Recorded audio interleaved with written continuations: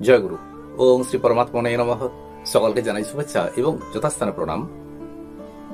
আজ পাঠ ও আলোচনা করব আধ্যাত্মিক জগতের 7টি গুরুত্বপূর্ণ প্রশ্ন। প্রথম প্রশ্ন, যে প্রকৃত ধর্ম কি? প্রকৃত ধর্ম কাকে বলে? আপন চৈতন্যের সাড়া অনুযায়ী আচরণ করাই হলো ধর্ম, আর তার বিরুদ্ধাচরণ করাই হলো অধর্ম।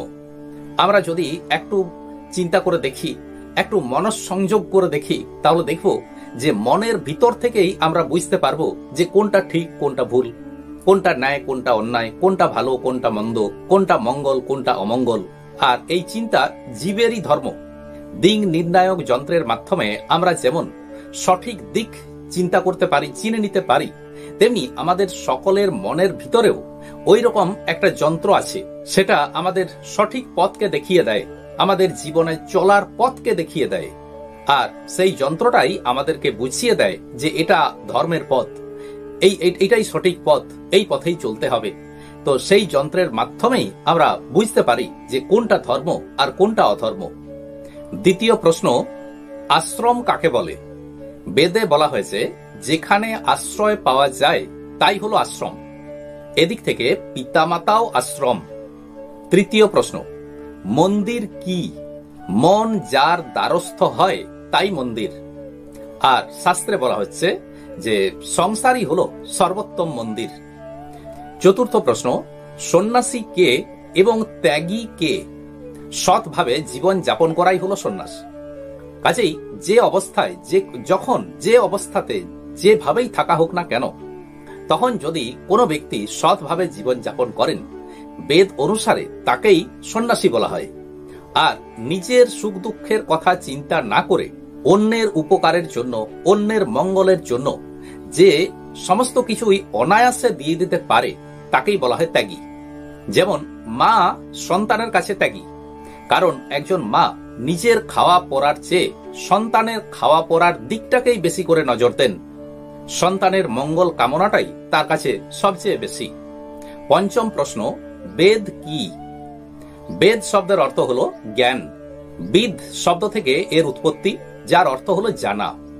বেদ এমন এক মাইক্রোস্কোপিক যন্ত্র যার মধ্য দিয়ে তাকালে আমরা জগতের প্রকৃত সত্যকে জানতে পারি। বেদের ধর্ম হলো প্রকৃতির সত্য স্বরূপকে জানিয়ে দেওয়া। ষষ্ঠ প্রশ্ন, কুরুক্ষেত্রকে ধর্মক্ষেত্র বলা হয় কেন? ন্যায়ের প্রতিষ্ঠাই ছিল কুরুক্ষেত্রের যুদ্ধের কারণ ও উদ্দেশ্য। যা ন্যায় তাই ধর্ম। কাজেই ন্যায়কে প্রতিষ্ঠা করা মানেই ধর্মকে প্রতিষ্ঠা করা।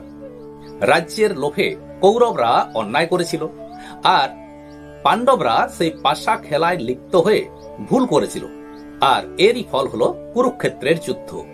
ভুলের প্রতিকার থাকলেও অন্যায়ের প্রতিকার নেই, আর এই কুরুক্ষেত্রেই ধর্ম ও ন্যায় প্রতিষ্ঠিত হয়েছিল বলে একে বলা হয় ধর্মক্ষেত্র। সপ্তম প্রশ্ন, ঐতিহাসিক কাহিনী বাদ দিলে কুরুক্ষেত্র কথার অর্থ কি? কুরুক্ষেত্র শব্দের অর্থ হলো ক্ষেত্র কুরু। কুরুক্ষেত্র অর্থাৎ একে যদি ঘুরিয়ে দিই তাহলে হয় ক্ষেত্র কুরু, অর্থাৎ ক্ষেত্র প্রস্তুত করো। ক্ষেত্রটি কেমন?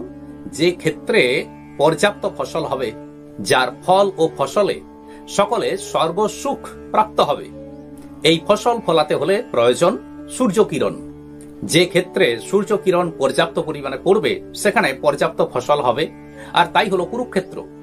যে ক্ষেত্রে কর্ম সম্পাদিত হচ্ছে তাই হলো কুরুক্ষেত্র।